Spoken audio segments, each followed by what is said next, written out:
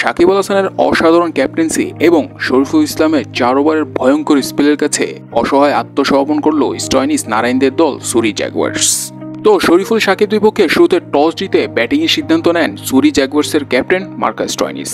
আর এই সিদ্ধান্তটা যে খারাপ ছিল তার এটা হয়তোবা তিনি হারে হারে টের পেয়েছেন, কেননা ব্যাটিংয়ে নেমে তার ব্যাটসম্যানরা কোনো সুবিধাই করতে পারেনি। নতুন বলে ভেলকি দেখিয়েছেন শরীফুল ইসলাম, টিকতেই দেননি প্রতিপক্ষ ব্যাটারদের।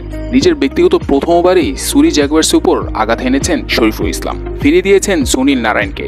সুনীল নারায়ণ 3 বলে ডাক খেয়ে প্যাভিলিয়নে ফেরত চলে যান। আর এরপর উইকেট থামাই বন্ধ হয়নি সুরি জাগুয়ার্সের।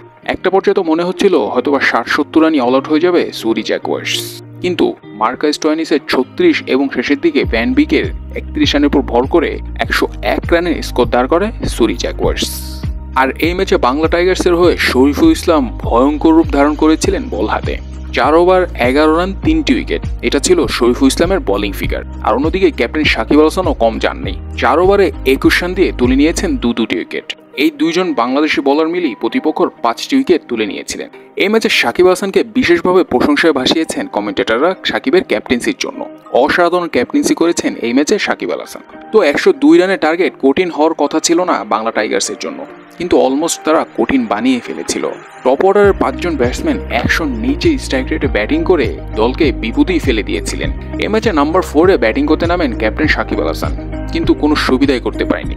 আগের ম্যাচে যেই দুর্দান্ত একটা স্টার্ট করেছিলেন সেটার ধারাবাহিকতা এই ম্যাচে বজায় রাখতে পারেননি। মাত্র 7 বলে 1 রান করেই প্যাভিলিয়নে ফেরত চলে যান। তো হারতে যাওয়া ম্যাচটাকে বাংলা টাইগার্সকে জিতিয়ে দিলেন ডেভিড লুইজা। তার 19 বলে 27 রানের উপর ভর করে 4 উইকেট হাতে রেখে 19 ওভারে 102 রানের লক্ষ্যে পৌঁছে যায় বাংলা টাইগার্স।